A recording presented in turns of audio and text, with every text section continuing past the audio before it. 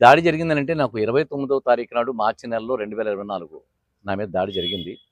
నేను దాంట్లో అందరికీ కూడా గోకవరం గ్రామంలో ఆల్రెడీ నేను ప్రెస్ మీట్ పెట్టి చెప్పడం జరిగింది. మీకు కూడా చెప్తున్నాను. నా మేనల్లుడైనటువంటి అక్క కొడుకే అయ్యప్ప నా మీద దాడి చేయడం జరిగింది 29వ తారీఖు నాడు. దానికి సంబంధించిన వివరాలన్నీ కూడా అందించడం జరిగింది. ఇదేంటంటే ధనాశ ఎక్కువైపోయి మనుషుల్లో ఒక రకమైన పేరాస పెరిగిపోయింది.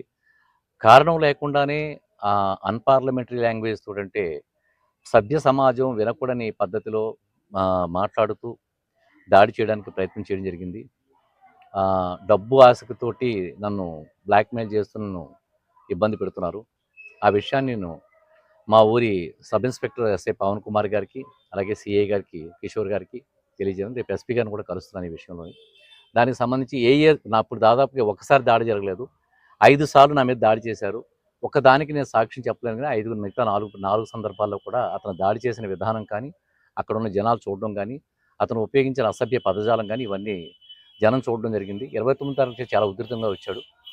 13వ తారీఖున రాత్రో లేకపోతే ఇంకొక రాత్రి ఆదివారం రాత్రి వచ్చి మద్యం తాగి చాలా ఇబ్బంది పెట్టాడు. దీనికంతకి కారణం ఏంటంటే మా ఊర్లో తామల రాంబాబు అనే ఒక వ్యక్తి అతను జూదాలు తర్వాత ఈ రకరకాల కార్యక్రమాలు ఆడిస్తూ అసాంఘిక కార్యక్రమాలు చేస్తుంటాడు. నాతో పాటు కొన్నాళ్ళు కలిసి పనిచేశాడు అతను.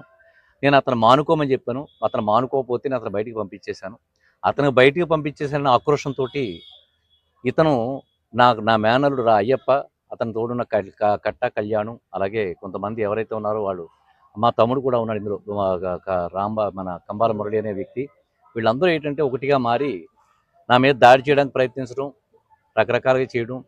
ముఖ్యంగా విఎస్పి వార్త అనే సంస్థతోటి కలిసి కంబాల శ్రీనివాసరావు గారికి డబ్బు ఏ విధంగా వస్తుంది, అలాగే కంబాల శ్రీనివాసరావు గారికి ఏ విధమైన ఎఫ్ఐఆర్లు ఉన్నాయి, ఇలాంటి సీక్రెట్లన్నీ బయట పెడతాను, నా దగ్గర వివరాలు ఉన్నాయి, నాకు ₹1 కోటి ఇస్తే అవన్నీ చేయడం మానేస్తానని చెప్పని నాకు వీడియో కూడా పెట్టడం జరిగింది. విఎస్పి వార్త వాళ్ళు వచ్చి నా దగ్గరికి అడిగారు, సార్ మీ తమ్ముడు ఇలా చేస్తానని చెప్పని అన్నారు. అంటే నేను చెప్పాను, పోలీస్ అధికారుల దృష్టికి తీసుకెళ్ళాను. నాకు సంబంధించిన ఆదాయ వ్యయాలన్నీ కూడా నేను ఇన్కమ్ ట్యాక్స్ వారికి ఫైల్ చేయాలి. ఎప్పుడైనా ఇన్కమ్ ట్యాక్స్ వారికి నేను ఆహ్వానం పలుకుతున్నాను. ఎప్పుడైనా రావచ్చు, నేనే స్వయంగా వెళ్తాను ఇన్కమ్ ట్యాక్స్ ఆఫీస్కి అవసరమైతే.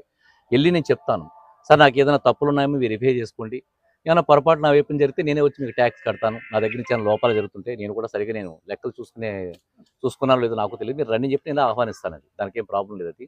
సో ఈ విధంగా ఏంటంటే వీళ్ళు నన్ను బ్లాక్మెయిల్ చేసి నా దగ్గర నుంచి ఇప్పుడు నాకు తీసుకున్న లేఅవుట్లో బాగా పెరిగిపోయింది కాబట్టి దాంట్లో డబ్బులు కావాలి, 2 కోట్లు ఇస్తేనే కానీ కుదరదని చెప్పినట్టు అతను అసాంఘిక వ్యక్తి ఎవరైతే తామల రాంబాబు బయటకు వెళ్ళిపోతూ ఎవరైతే ఉన్నాడో అతనికి నా మేనల్లుడు అయ్యప్ప తోడుగా నిలిచి వీళ్ళిద్దరూ కలిసి నన్ను బ్లాక్మెయిల్ చేయడానికి ప్రయత్నం చేస్తున్నారు. దాని విషయం నేను రాత్రి వివరంగా చెప్పాను. దానికి సంబంధించి అతను ఏదైతే దాడి చేశాడో దాడి చేసిన వివరాలు కూడా నేను మీడియాకి అందజేయడం జరుగుతుంది. అది ఫుటేజ్లు కూడా ఉన్నాయి, తర్వాత నేను చూపిస్తాను. అది ప్రస్తుతానికైతే మాత్రం సాక్ష్యాలతో సరిపోతుంది. నాకు పక్కన బత్తుల నానాజీ గారు, అలాగే దళిత నాయకుడు వరసాల ప్రసాద్ గారు వీళ్ళందరూ ఉండగానే దాడి జరిగింది.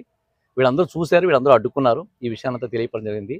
నేను ఇంకో పిలుపు ఏమిస్తున్నానంటే, మంచి వ్యక్తులు చేస్తూ దాదాపుగా 3 నియోజకవర్గాల్లో మంచి కార్యక్రమాలు చేస్తూ ధర్మ కార్యక్రమాలు చేస్తూ ఇన్ని కోట్లు ఖర్చు పెడుతుంటే ఇలాంటి అసాంఘిక వ్యక్తులు నా మీద దాడి చేస్తుంటే నేను భరిస్తూ ముందుకెళ్లాలనే ఆలోచన నాకు ఉంది. కాబట్టి ఎవరైతే నాతో లబ్ధి పొంది ఇన్నాళ్ళు ఈ ఆలయాలకు పేరిట విరాళాలు స్వీకరించారో, మంచి పనులు చేస్తే స్వీకరించారో వీళ్ళందరూ కూడా చైతన్యమయ్యి దీనికి ఏదైనా శాంతియుతమైన మార్గం కానీ ధర్నా కానీ ఏమన్నా ఉంటే నా సేవలు అవసరం అనుకుంటే చేయించుకుంటారు. లేదంటే నేను కూడా ఇంక విసిగిపోయాను. నేను దీంతో నా సేవా కార్యక్రమం ముందుకు తీసుకెళ్లాలా వద్దన్న ఆలోచనలో పడిపోయాను. నేను కార్యకర్తలందరికీ కూడా ఈ మీడియా ద్వారా పిలిపిస్తున్నాను. ఒకవేళ లేదండి మీరు ఇస్తే మాత్రం తీసుకుంటాం, మీకు సంబంధించిన మంచి చెడు మాకు అవసరం లేదని చెప్పాలనుకుంటే మాత్రం నేను కూడా అది దానికి సంబంధించి మరి నేను కూడా ఆలోచించుకోవాల్సిన పరిస్థితి వస్తుంది. జై శ్రీరామ్. అది దానికోసం కూడా నేను పిలిపిస్తున్నాను. నేను అది వచ్చిన కలవచ్చు, దీని విధంగా ఎలా ముందుకెళ్దామని చెప్పిన కూడా ఆలోచించుకోవాల్సిన అవసరం ఉంది. అది సో ఇలా మంచి పనులు చేస్తూ వెళ్తుంటే దాడులు చేయడం, మానసికంగా దాడులు చేయడం ఎంతవరకు కరెక్ట్ నాకే అర్థం కావట్లేదు. నేను కూడా ముందుకెళ్ళాలంటే మానసిక ధైర్యం కావాలి కదా నాకు కూడా. అంటే మంచి పనులు చేసినా కానీ ఇలా చేస్తారనే భావన నాకు వస్తుంది. అది సో ఈ విషయాన్ని ప్రజలందరికీ తెలియజేస్తూ మీకు కంబాల శ్రీనివాసరావు. భారత్ మాతకి జై.